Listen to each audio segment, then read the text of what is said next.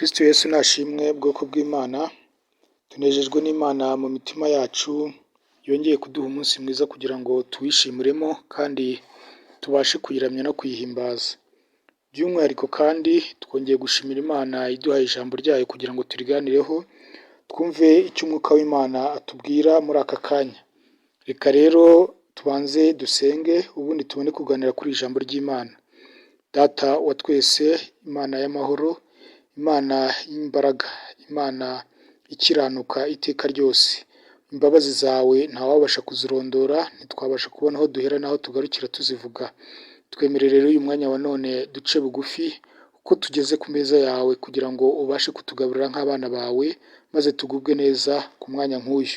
Tubashe kukumvira, tubashe gutungana no kwezwa n'ijambo ryawe, nk'uko wavuze ngo uzarituma gukora icyo wariduhariye. Reka uryemerere ryongereremo ubuzima muri twebwe, ryongerere ritwigishe icyo dukwiriye gukora, tubashe kukubaha, tubashe kukubahisha, tubashe kukwamamaza mu mahanga yose nk'uko wabiduhamagariye. Ubuntu bwawe rero nibukomeze busage muri twebwe, kandi imbabazi zawe zigaragare kuri umwe wese ugize ishyaka n'umurava wo kugutega amatwi kugira ngo yumve icyo umuhamagariye.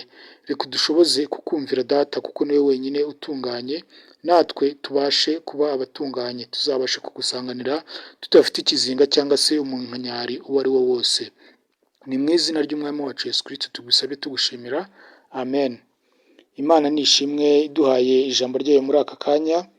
Reka twihuse kuko dushaka gukoresha umwanya mutoya, dusome ijambo dusanga hano mu gitabo cya kabiri cya Samweli, igice cya 11. Turasoma duhereye ku murongo wa mbere turageza ku wa 17, ubundi twongere duhere ku wa 26, tunasoreze ku wa 27. Ni imirongo tugiye gusoma, twumva inkuru tuhasanga icyo tubwira, ubundi dutege amatwi umwuka w'Imana icyo yaduteguriye kumva muri aka kanya. Umutwe w'amagambo dusanga hano muri iki gitabo cya kabiri cya Samweli, igice cya 11, umutwe w'amagambo uravuga ngo icyaha cya Dawidi. Umurongo wa mbere: nuko umwaka utashye, mu gihe abami batabariraga, Dawidi atuma Yowabu n'abagaragu be n'Abisirayeli bose barimbura Abamori kandi bagota i Raba, ariko Dawidi we yisigarira i Yerusalemu. Bukeye nimugoroba, Dawidi yibambuye ku gisasiro cye, aza agendagenda hejuru y'inzu y'umwami. Maze ahagaze hejuru aho abona umugore wiyuhagira, yari umugore mwiza w'ikibengukiro. Dawidi amubonye atuma kubaririza uwo mugore uwo ari we. Maze umuntu aramubwira ati, si Batisheba mwene Eliyamu, umugore wa Uriya w'Umuheti? Nuko Dawidi yohereza intumwa ziramuzana ziwe, bararyamana kuko yari yitunganyije akiza imyanda, maze asubira iwe. Bukeye arasama, atuma kuri Dawidi ati, ndatwite. Hanyuma Dawidi atuma kuri Yowabu ati, nyoherereza Uriya w'Umuheti. Nuko Yowabu yohereza Uriya kuri Dawidi. Uriya ageze kwa Dawidi, Dawidi amubaza uko Yowabu n'ingabo bameze, amubaza n'amakuru yo mu ntambara. Maze Dawidi aramubwira ati, manuka ujye iwawe woge ibirenge. Nuko Uriya ava ibwami, maze bamukurikiza igaburo rivuye ku mwami. Ariko Uriya yiraranira n'abagaragu ba shebuja bose baraririye ku muryango wa kambire w'ibwami, ntiyamanuka ngo ajye iwe. Babwiye Dawidi ko Uriya atagiye iwe, Dawidi niko kubaza Uriya ati, mbese ntuvuye ku rugendo? Ni iki cyakubujije kujya iwawe? Uriya asubiza Dawidi ati, isanduku y'Imana n'Abisirayeli n'Abayuda barara mu ngando, kandi databuja Yowabu n'abagaragu ba databuja bagerereje ku gasozi. Naho njye nigire iwanjye, njye kurya no kunywa, niryamanire n'umugore wanjye? Oya, ndahiye ubugingo bwawe ukuramye, sinakora bene ibyo. Dawidi abwira Uriya ati, sibira hano uyu munsi, ejo nzabone kugusezerera. Nuko Uriya asibira i Yerusalemu uwo munsi na bukeye. Dawidi aramuhamagara, ararya aranywa amuri imbere, aramusindisha, maze nijoro arasohoka ajya kwiryamira ku buriri bwe hamwe n'abagaragu ba shebuja, ntiyarushya atarabukira iwe. Bukeye bwaho mu gitondo, Dawidi yandikira Yowabu urwandiko, ararumwoherereza aruhaye Uriya. Yandika muri urwo rwandiko atya ati, mushyire Uriya imbere aho urugamba rukomeye cyane, maze mumuhane bamutere apfe. Nuko Yowabu amaze kwitegereza umudugudu ashyira Uriya aho yari azi ko intwari ziri, maze bene umudugudu barasohoka barwana na Yowabu. Nuko mu bagaragu ba Dawidi hapfamo bamwe, kandi na Uriya w'umuheti nawe arapfa. Bukeye muka Uriya yumvise ko umugabo we yapfuye, aramwiraburira. Nuko hanyuma yo kumwerera, Dawidi aramutumira amushyira iwe, amugira umugore we. Bukeye babyarana umwana w'umuhungu, ariko icyo Dawidi yakoze icyo cyarakaje Uwiteka.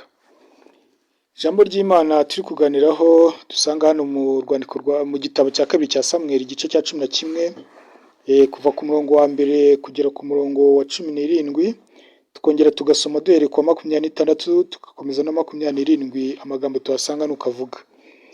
Ni inkuru ibabaje cyane, iyo umuntu ayisomye ahita yibaza akavuga ati kuko ibi bintu byari bikwiriye kuba ku mwami, byari bikwiriye kuba ku muntu wabayeho mu buzima bukomeye cyangwa se bugoye buruhije nk'ubwa Dawidi. Ariko ni ibisanzwe ku buzima bw'umuntu uwo ari we wese, si Dawidi wenyine, ariko aya magambo yandikiwe twebwe twese kugira ngo ajye atwigisha. Igihe cyose umuntu yabashije guteshuka ku nshingano ze, yabashije kuva mu nzira yagombaga kuba agendamo, yabashije kuva mu mwanya yagombaga kuba arimo akajya mu wundi, amenye ibiba bigiye gukurikira mu nzira ye. Umutwe w'amagambo turi kuganira uri kuvuga ngo kutaba mu mwanya nyawo, inkomoko y'ibyaha.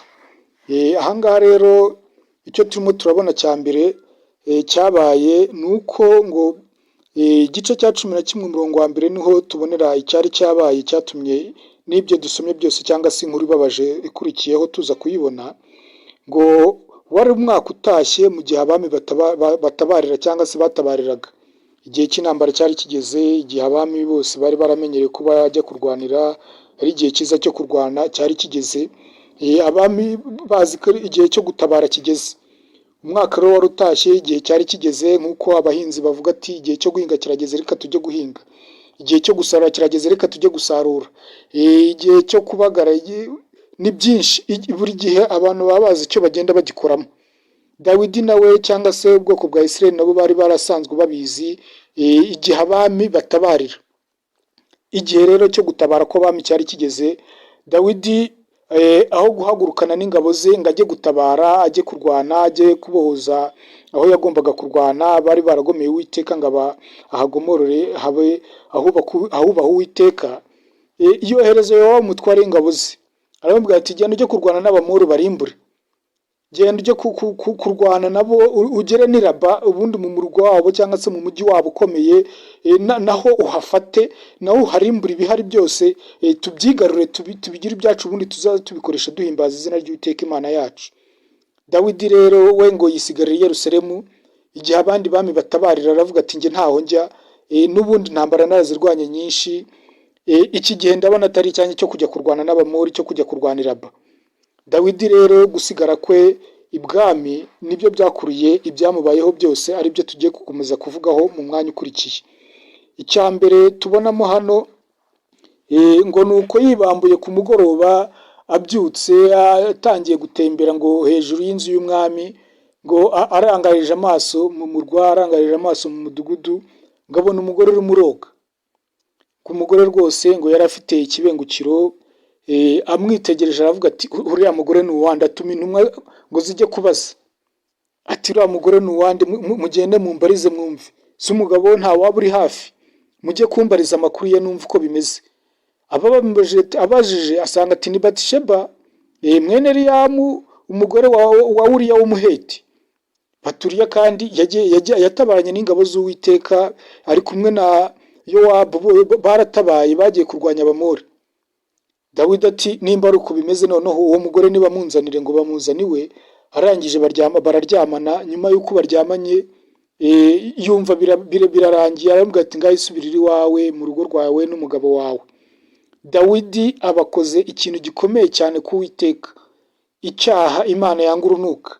Imana irimo iratanga amategeko 10, yavuze ati nabura muhere kuri aya ngaya, niyo make ashoboka mbahaye bwoko bwanjye, ubwo bwavuga muri Egiputa buri mu butayu. Yabahaye itegeko rikomeye cyane, itegeko rikomeye cyane ry'umuntu yavuga ngo ni itegeko rya karindwi, yaravuga ngo ntugasambane. Itegeko rikomeye cyane Dawidi aba araryishe. Si ryonyine Dawidi yishe ubwo ngubwo, yahise akomeza yica n'ayandi. Imana yarababwiye ngo ntukifuze umugore wa mugenzi wawe, iryo ryari itegeko rya 10. Ntukifuze umugore wa mugenzi wawe, ntukifuze inka ya mugenzi wawe, ntukifuze umugaragu wa mugenzi wawe, ntukifuze itungo rya mugenzi wawe, ntukifuze inzu ye, ikintu cyose cya mugenzi wawe ntukakifuze. Dawidi ngo yabonye umugore wa Uriya aramwifuza, aba yishe nanone iri tegeko. Kandi Imana yarababwiye ngo ntukagire umuntu ushinja ibinyoma. Dawidi nyuma yaho yaje gushinja Uriya ibinyoma.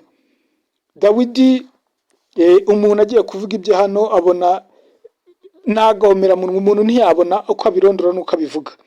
Dawidi rero aba atangiye gutyo ruto ruto, aba acumuye ku Uwiteka biturutse kuba atarari mu mwanya we.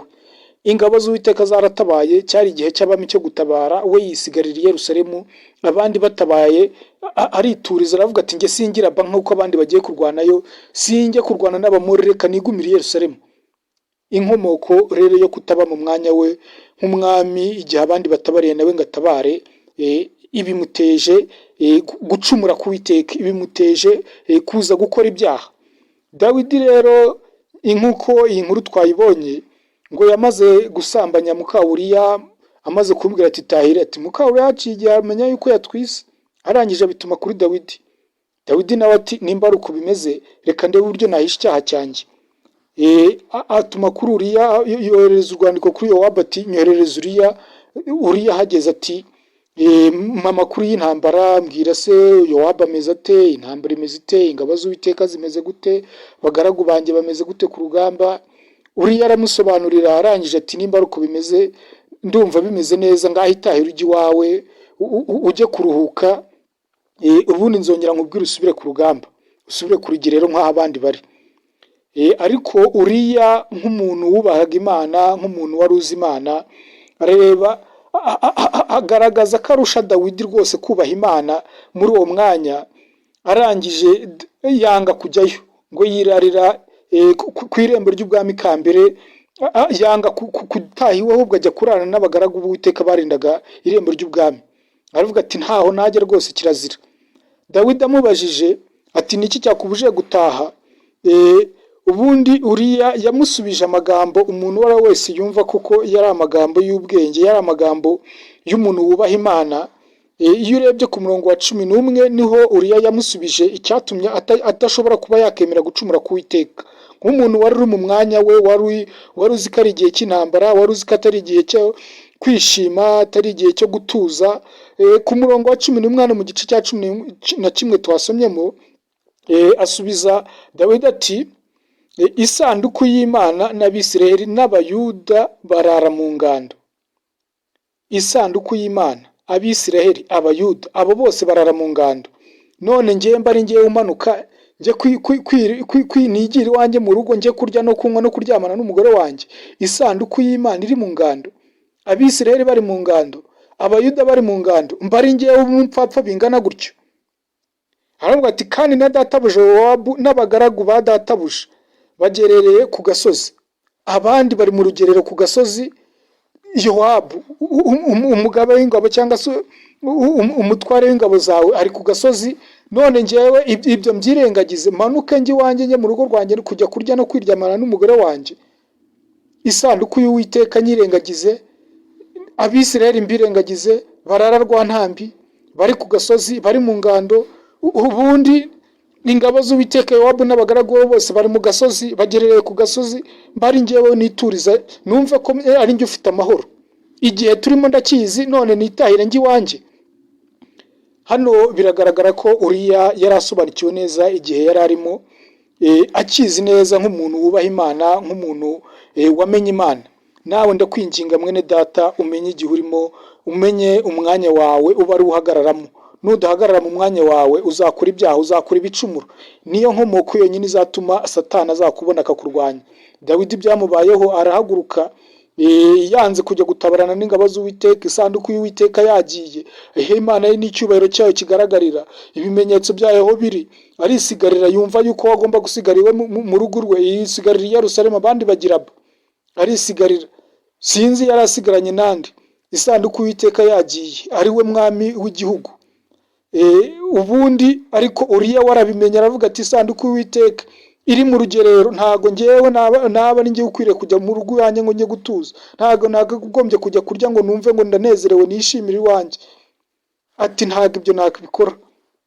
Nawe ndakwinginga rero mwene data, umenye igihe cyawe, umenye icyo Uwiteka gushakaho, uharanire yuko Uwiteka ahabwa icyubahiro mu buzima bwawe.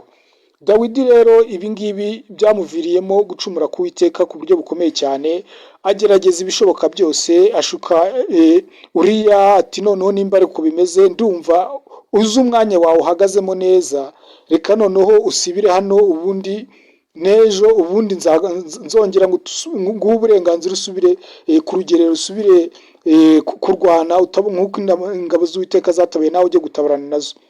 Umunsi urashira, undi ukurikiraho Dawidi noneho ngaramuhamagara, ngaramubwira ati noneho uze dusangire ku meza mwuriraho nkureba. Amurangije ngamuha inzoga nyinshi aramusindisha, ariko Uriya n'ubundi nubwo yari yasinze ngo ntiyigeze ibyo nabyo bigira icyo bimutwara nk'umuntu wari uzi umwanya we akwiriye guhagararamo. Yanga gutaha iwe, arongera ajya kwirera ngo ku buriri bwe aho yari yabusize n'ubundi, aho yari yabuteguye yajyaga arara hahandi n'ubundi hamwe n'abagaragu barinda irembo ry'ibwami ry'ikambere, aba ariho yongera kujya kwirarira. Bukeye Dawidi ngamenya nanone yuko Uriya atigeze agera iwe mu rugo nubwo yari yasinze bwose. Dawidi yari yakoze ibishoboka byose ngo arebe yuko yazimanganya icyaha cye, ariko Imana ntabwo ibyo ngibyo ishobora kubyihangana, ntishobora no kubyemera. Maze rero yandika urwandiko, aba yongeye kwisha irindi tegeko ry'Uwiteka ryo kugambana, ariho yanditsemo ibyo kwicisha umuntu, gutuma Uriya ati mumushyire imbere mu muhane, mumushyireho urugamba rukomeye, ubundi mu muhane bamwice, mumusige wenyine ababisha bamwice. Dawidi abafashe ingabo y'Uwiteka ayigabije ababisha, atabo ngabo nimubice. Ariko umuntu w'Imana ni wabitekerezaho akavuga turiya mbese yaba yarazize iki? Ni inzira yanyuzemo kugira ngo ahubwo ubugingo bw'Uwiteka abashe kubwakira vuba, Uriya atagumije kurushywa n'iby'isi. Ni inzira yoroshye, ni inzira y'ubusamu, nk'uko iyo dusomye mu gitabo cy'umugenzi, iyo umuntu arebye Mwizerwa hamwe na Mukristo ngo bageze mu rurembo rw'imburamumaro, ngo bahuriyeho n'abantu babi cyane, abantu bo muri urwo rurembo ngo babanga cyane, babashinja ibyaha byinshi, bagira babashyira no mu kazitiro bakazaba bahora babakubita. Ngo ariko mbere y'uko bajya kugerayo bahuye na mubwirizabutumwa bwiza, arangira arababwira ati rero hari ururembo ruri imbere yanyu aho mugiye kugera, ati noneho nimugeramo muzahura n'abantu baho, bazabereka ko babanga rwose, bazabanga, bazabarwanya, bazabanga rwose, bazabatuka, bazababeshyera, ntibazihanganira kubabona. Ati ariko ndagira ngo mbateguze hakiri kare, nimugerayo umwe muri mwebwe, uwo nguwo umwe muri mwebwe nubwo muzahurayo n'amakuba akomeye cyane, umwe muri mwebwe azicwa, ndetse azapfa rwose, azapfa n'urupfu rubi. Ati ariko reka mbabwize ukuri, uwo nguwo uzapfa icyo gihe niwe uzaba ugize amahirwe kurusha mugenzi we uzasigara. Uwo uzapfa icyo gihe azaba arushije amahirwe mugenzi we uzasigara, kuko ibyago mugenzi we azahura nabyo nyuma y'aho ngaho, uwo nguwo ntazahura nabyo. Nibyo rero nagira ngo nawe mbabwire, hatagira uwibaza ngo Uriya kuki yapfuye, yari ari mu kuri, yari ari mu mwanya we. Ni inzira ye. Iyo umuntu ari mu mwanya utunganye, ahubwo gutaha kwe akajya gusanganira Umucunguzi, akajya kwirebera mu rurembo Siyoni, inzira ye y'ubusamu yo guhita agerayo ni iyo ngiyo. Umubiri turawambaye, tugomba kuzambura nk'uko Yesu yatubereye irembo ry'urupfu, ku buryo buri wese azaza arinyuramo ahite yinjira mu ijuru bitamugoye, ahite yinjira mu rurembo Siyoni bitamugoye. Na Uriya rero yanyuze muri ino nzira nk'iyo Mwizerwa yanyuzemo ubwo bari mu rurembo rw'imburamumaro, bamaze kubacira urubanza, barangije baravuga ati noneho reka tubice. Mwizerwa bamuheraho baba aribo bica, barangije nyuma yaho gato Mukristo arongera arabacika arigendera. Mukristo ariko amakuba yahuye nayo nyuma y'uko Mwizerwa apfuye, ntago Mwizerwa we yahuye nayo, ahubwo urupfu yapfuye rwahise rumubera inzira direct yo guhita yinjira mu rurembo Siyoni. Nuko rero na Uriya byamugendekeye nk'umuntu wari mu mwanya we rwose, byari ngombwa yuko ahita ataha mu rurembo Siyoni, atagumije guhura n'andi makuba yari kuzahura nayo nyuma. Umwami ahora amuhiga avuga ati watumye izina ryanjye rigibwaho umugayo, cyangwa se ibindi byago bizaba. Uriya nako Yowabu ku rugamba agahora avuga ati umwami yanegetse ko uyu muntu yicwa agapfa, none ko mbona bitabaye ndabigenza ne. Andi makuba Uriya yari kuzahura nayo nyuma, iyo adapfa kiriya gihe yari kuzaba menshi kurusha ayo yahuye nayo. Umubabaro yari kugira amenye ko umugore we umwami yamuteye inda wari kuba mwinshi kurusha uwo kubona ajya mu ntambara bakamuhana agapfa ubuzima bwe bukarangiriraho. Intambara izari kuzavuka nyuma y'uko Uriya umugore wabyaye umwana utari uwe, zari kuzababaza Uriya, zari kuzagora Uriya kuzahangana nazo kurusha uko yagiye ku rugamba agahita yitahira rwose byoroshye. Rero Satani yari ajya yibwira yuko arwanya abana b'Imana, ngo uwo yarwanyije akibwira ko yamunyaza, ahubwo akaba yatumye abona amahirwe yo guhita muri Rembo Siyoni bitamugoye. Nuko rero ibya Uriya umuntu yabivugaho gatoya kugira hatagira ubyibazaho, avuga ati yaba yararenganye, inzira z'Imana zo ntawe uzimenya, iya Uriya niyo ngiyo. Ariko reka twongere tugaruke ku muntu utari mu mwanya we nka Dawidi, wari utaruhagaze mu mwanya we w'Imana imushakamo. Dawidi rero birababaje cyane, hano twabonye ibyaje kuba Uriya baramutanze baramuhana arapfa. Dawidi arakomeza ati noneho ubwo binarangiye, umugore wamenye amakuru y'uko Uriya yapfuye aramwiraburira, kwirabura birangiye ayiberaho. Dawidi nawe ati nimba ari ibyo noneho ngwino ubu umugore wanjye be birarangiye. Iyo umuntu arimo arareba amategeko 10 y'Imana, umuntu yikangamo cyane iyo abonye ibyaha by'uruhererekane Dawidi yakoze biturutse gusa kuba atarari mu mwanya we. Itegeko rya mbere kugera ku itegeko rya 5, amategeko 3 ya mbere avuga ku Mana, irya 4 rikavuga ku munsi w'isabato, irya 5 rikavuga ku kubaha ababyeyi. Ariko kuva ku rya 6 kugera ku rya 10, amategeko 5 nanone usanga ya yose Dawidi yarayiciye icyarimwe biturutse kuba atarahagaze mu mwanya we. Amategeko 5 yose mu mategeko 10 y'Imana Dawidi yarayakurikiranyije arimo arayica. Itegeko rya 6 iyo umuntu arimo arasoma mu kuva igice cya 20:13 kugera ku wa 17, cyangwa se umuntu yongeye akareba mu gutegeka kwa 2 ibice 5:17 kugera ku 21, ni haya mategeko kari 5 Dawidi yishe tuyasanga. Kuva igice cya 20:13, itegeko rero tuyasanga n'itegeko rivuga ngo ntukice.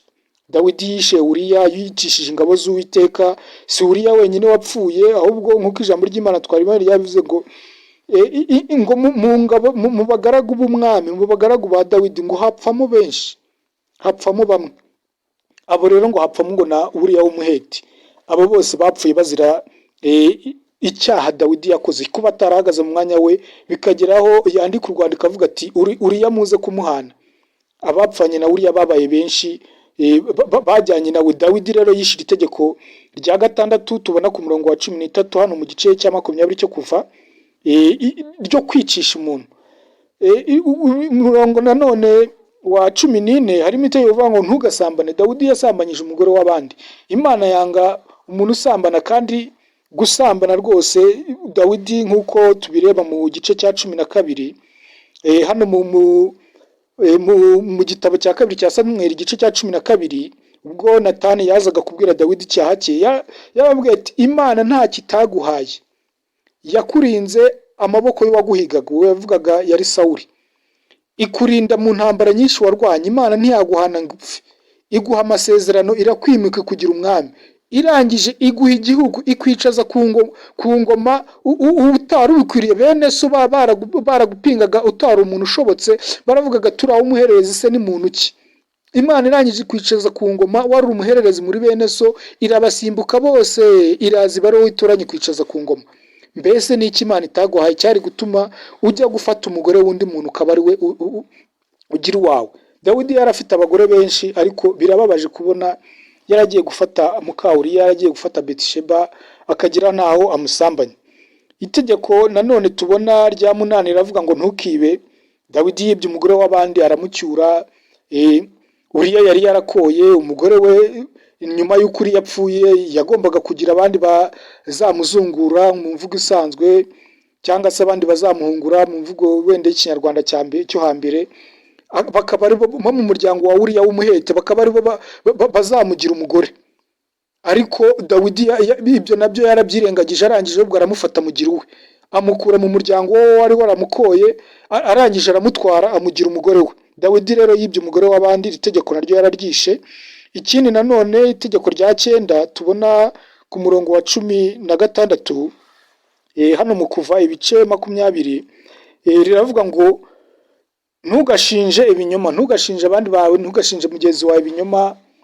Dawidi nawe yashinje Uriya ibinyoma, nta kintu Uriya yari yakoze, ahubwo yamugambiriyeho ikibi mu mutima. Aravuga ati ubwo atanyumviye, ubwo atagiye kuryamana n'umugore we, ubwo atakoze ibijya guhisha icyaha cyanjye nakoze, reka nandike urwandiko rwo kumwicisha. Yanditse urwandiko rwo kumwicisha, nibyo binyoma yamushinje, bituma bimuviramo gupfa. Dawidi rero n'iri tegeko ryo kurenganya mugenzi wawe umushinja ibinyoma, umushyiraho urubanza rutamuriho, yararyishe. Itegeko nanone rya 10 ari ryo tubona ku murongo wa 17 hano mu Kuva ibice 20, rivuga ngo ntukifuze umugore wa mugenzi wawe, ntukifuze umugore wundi. Iri tegeko Dawidi yararyishe ubwo yagendagendaga hejuru y'inzu y'umwami ari Yerusalemu, abonye ngo muka Uriya arimo ariyogira, arangije ati uriya mugore ni uwande? Ati bamubwira ati ni Ariyamu, ni umugore wa Uriya w'umuheti. Arangije aramwifuza ati nimumuzane iwanjye, abamugejeje ni waramusambanye. Dawidi rero mu mategeko 10 y'Imana hano turabonamo ko yishemo amategeko 5 icyarimwe. Kuba atarari mu mwanya we, kuba atarahagaze mu gihe cye, byatumye abasha kwica amategeko 5 mu mategeko 10 y'Imana, 1/2 cy'amategeko y'Imana. Ni ikintu giteye ubwoba cyane, kandi nabwo buriya umuntu yongeye agasubiramo no mu mategeko yandi 5 ari imbere, wasanga hari nandi yishe. Kuko Dawidi yaba ari umuntu wubaha Imana, 3 ya mbere avuga ku Mana, yari kuza kuvuga ati nimba Imana ari Imana ya Isirayeli, Uwiteka ari we Mana yacu wadukuye muri Egiputa, iri tegeko singomba kuryica, sinshobora kuzirengagiza ko iyi ariyo Mana yanjye. Nimba ivuga ngo nzahora menya ko ariyo Mana, sinzagire irindi tegeko muri amategeko 10 yatanze, ntabwo ngomba kuzagisha. Dawidi rero nawe wasanga n'itegeko rya mbere ryo kuvuga ngo Uwiteka niwe Mana yari yabyirengagije ubwo yaga kwica itegeko ryayo. Kuko iyo yemera ko Uwiteka ari Imana ye, nta tegeko na rimwe yari kwica amategeko y'Imana. Niba uvuga ati ntazagira igishushanyo kibajwe mushyira imbere yanyu, ntazagira ikintu icyo ari cyo cyose mwasimbuza, yaba ishusho iyo ari yose, yaba iri mu ijuru, yaba iri mu isi, yaba iri mu nyanja hasi munsi y'isi, ntazagira ishushanyo muzasimbuza, muzahore mubare inyenyeri muramye. Dawidi bigaragara ko amategeko y'Imana yishe, nta nubwo umuntu yavuga ko ari aya ngaya 5 yonyine bigaragara neza ko ariyo yishe, ariko nandi avuga ku Mana n'ubwayo yarayishe. Rero umuntu utari mu mwanya we, kwica amategeko ni ikintu kimworoheye, niyo nkomoko yonyine ahura nayo mu buzima bwe yo kwica amategeko y'Imana. Ndagira ngo nkwinyiga mugenzi wanjye, ndagira nkwinyiga mwene data, uhindukire, utinye, ufate umwanya wawe, umenye igihe ukwiriye kuba uhagazemo, maze ubundi wirinde icyatuma ucumura ku Uwiteka. Ubundi urebe icyo Imana igushakaho, wumvire amategeko y'Imana iguhamagarira, maze ubundi uce bugufi uyitunganire nk'uko iguhamagara. Mwene data, ndakwinginga ngo nawe urebe umwanya wawe, igihe cyawe ukwiriye kuba uhagazemo, icyo Imana igushakamo ube ari cyo ugira umwete n'umurava wo guhagararamo. Dawidi rero nyuma y'uko yishe amategeko, iyo umuntu agarutse akareba muri Zaburi ya 69 niho tuhasanga amagambo akomeye cyane. Iyo Dawidi nyuma y'uko koko amenye y'uko acumuye ku Uwiteka, kwihana icyaha cye byamuruhije, byamugoye, Dawidi agaragaza umubabaro yahuye nawo, agaragaza uburyo icyaha yakoze cyari icyaha kitoroshye, cyangwa se ibi byaha by'uruhererekane yakoze byari ibyaha bitamworoheye mu buzima bwe. Ngira ngo n'undi muntu wese ajya ahora atekereza, iyo utari mu mwanya wawe, intambara urwana nazo, urwana n'ibyaha, ni intambara zikomeye cyane. Hano muri Zaburi rero ya 69 niho Dawidi aza kuvuga ibyamubayeho ubwo yarwanaga ino ntambara ajya gucumura ku Uwiteka. Zaburi ya 69 umurongo wa 2, iyo umuntu asomye ku murongo wa 2 kugera ku wa 4 niho usanga Dawidi arimo aravuga ngo Mana yanjye, Mana nkiza kuko amazi ageze no ku bugingo bwanjye, ndigise mu byondo birebire bidafite aho umuntu yahagarara, ngeze muri nyina w'umuvumbi urantembana. kurira kuranduhije, umuhogo wanjye urumye, amaso yanjye yararutse ngitegereza Imana yanjye. Dawidi hano arimo aragaragaza uburyo icyaha cye cyamugejeje kure cyane, arimo aratakambira Imana ati nkize dore ngeze mu mazi, ubu arinze nubwo amazi agera ku bugingo bwanjye, ntabara unkize, aya mazi arandemereye ageze no ku bugingo bwanjye, ibyaha ndimo ndakora bigeze naho bitwara ubugingo bwanjye, bivuze ngo yari ageze mu rupfu aho atakibashije kuzaraga ubugingo boraho. Umurongo wa 3 aravuga ati ndigise mu byondo birebire bidafite aho umuntu yahagarara. N'ibyondo n'ibyaha bicumuro birebire ntaho yari agifite agarukira, ntaho yari agifite ibimutangira, ibicumuro yakoze yakomeje gukora byinshi, ntaho yari agifite abasha kuvuga ngo nzahagarara ahangaha cyangwa se nzakora ibingibi ngarukire kuri ibi. Dawidi rero yavugaga ko yakoze ibyaha nawe ubwe atabasha kubara, atabasha kugira ahantu agarukira, arimo arabirondora ubwe ku giti cye. Ati bidafite aho umuntu yahagarara, ngeze muri nyina w'umuvumbu urantembana, ati ibyaha byarantwaye bigeze naho ntakibasha kuba ari ngewe, wavuga ati nagira naho nirwanaho, nagira naho nabura nagira icyo ntangira, byarantembanye. Yageze aho nyina w'umuvumbu mutwara, ni ukuvuga ngo muri bya byaha yivugutagamo byaramutwaye, ibyo ubwabyo biba ari byo bimutegeka, imbaraga zo kubirwanya arazibura birarangira. Iyo umuntu atari mu mwanya we rwose agera muri iki gihe cyo kubura n'imbaraga zo kurwanya ibyaha, nawe ndakwinginze utazatinyuka kuva mu mwanya wawe, kuko uzagera naho ibyaha utazabasha kubirwanya mwene data. Ibyaha ntabwo uzabishobora, ariko nuba uri mu mwanya wawe imbaraga z'Imana zizabana nawe, ibyaha uzabishobora, uzabinesha. Umurongo wa 4 yavuze ati kurira kuranduhije, umuhogo wanjye urumye, amaso yanjye yarerutse ngitegereza Imana yanjye. Kurira nawe byagezeho biramunanira, aratakamba ararira, abona nabyo ntibigikumukundiye, umuhogo we uruma, no kuvuga bigira abona ntagifite n'icyo avuga imbere y'Imana, ntiyabona n'icyatuma yongera kuza kugira icyo asobanura imbere y'Imana. Ibyaha yakoze ntabwo umuntu yabirondora. Mwene data nawe ndakwinginze ntuzategereze yuko uzageraho ibyaha biguhagurukira Satani ujya kumwiha aho wakagombye kuba uri mu mwanya wawe, ahubwo ukajya kwiteza Satani. Nimba ari igihe cyo gusenga jya ufata umwanya wawe usenge, nimba ari igihe cyo guhimbaza Imana jya ufata umwanya wawe uhimbaza Imana. Reba uko umwanya wawe ukoresha, igihe cyawe ugikoreshe neza. Dawidi yanze gutabarana n'ingabo z'Uwiteka, cyari igihe cy'abami cyo gutabara, yanga gutabara, ariko ibyaha yakoze hano tubonye yuko n'ibyaha umuntu atabasha kuvuga. Iyo umuntu arimo arabireba hano nk'uko twabibonye mu gitabo cya 2 cya Samweli ibice 11, ntago umuntu yabasha kubirondora. Mwene data ndakwinginze nawe wumvire Uwiteka, umwanya gushaka kuburimo uba ari uhagararamo, igihe cyawe ugikoreshe neza. Twari turi kuganira ku ijambo ry'Imana rivuga ngo kutaba mu mwanya nyawo inkomoko y'ibyaha. Turabibonye uko Dawidi byamugendekeye ubwo yangaga gutabarana n'ingabo z'Uwiteka, ubundi agakora ibyaha bitagira umubare. Amategeko y'Imana uko ari 10, umuntu ntiyanavuga ngo na 5 gusa, bigaragara ko yishe nayo kutumvira Imana ubwayo, kuba atarabashije kuguma ku itegeko rya mbere. Imana ivuga ati ndi Uwiteka Imana yanyu yabakuye muri Egiputa, muzahora mumenye ko ari njye Imana yabakijije. Nimba Imana yaguha umwami Yesu Kristo akagucungura, menya ko ari Egiputa yawe Imana yagukuyemo. None igihe cyose uzahora uvuga ati iyi niyo Mana yanjye, iyi yohereje umwami Yesu Kristo kugira ngo aze kumfira, aze kuncungura, ikanyakira ubwo nemeraga umwami Yesu Kristo, igatuma mbasha kubona ubugingo boraho, niyo Mana yanjye, bizatuma nta rindi tegeko uzica, nta mategeko yose azashingira kuri kuko uzaba ufite iyo Mana urukundo. Imbabazi yakugiriye uzahora nawe wumva uzinezerewe. Ndakwinginga rero muri uyu mwanya nawe uhagarare mu mwanya wawe, wumva icyo umwami Imana ikubwira. Igihe cyawe ugikoreshe neza, maze Imana ibashe kukunezererwa, ibashe kukwishimira.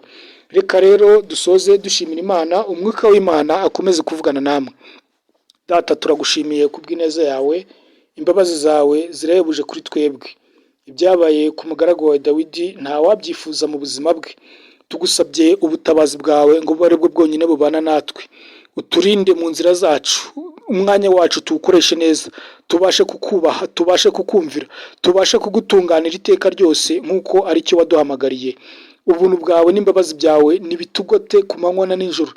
Buri mwe wese wumvishira ijambo ryawe, reka urumuri rwawe ruba rwomumurikira kugira ngo atazava hateshuka ajya mu nzira idakwiriye, cyangwa se umwanya we atabasha kuwukoresha neza. Ndamusabiye ngo ubuntu bwawe nibuganze kuri we, umwigisha uko manywa no kuri data nijoro bikeye. Ijambo ryawe rikomeze rigure muri we, umwuka wawe wera no kuri data ukomeze kumuhanga, ukomeze kubana nawe, ukomeze kugendana nawe, uko akwiringiye, uko akumvishe no kuri data, uko afite ishaka ryo gushaka mu maso yawe, nawe ubare kubana nawe. Ubuntu bwawe rero nibukomeze buganze ni kuri muri twebwe twese, nk'uko ni ukuri data utwifuriza ibyiza. Umugambi wawe ni mwiza kuri twebwe, nk'uko wibwira ubwoko bwawe buri ni ukuri data mu munyago bwarajyanye n'imyago ni ukuri data buri mu gihugu ni ukuri data kwa Nebukadinezari urabubwira ati ibyo nibwira kubajyana ni ibyiza, si ikindi kugira ngo nzabareme umutima w'ibyo muzabona hanyuma. Natwe twizeye neza ko ibyo uzaduha ari ibyiza n'ibyo dutekereza ari ibyiza. Izina ryawe nirikirwe hejuru kuko utugambiraho ibyiza kandi ukabisohoza uko ibihe bihaye ibindi. Ni mu izina ry'umwami wacu Yesu Kristo dukomeza kugushimira none n'iteka ryose, amen.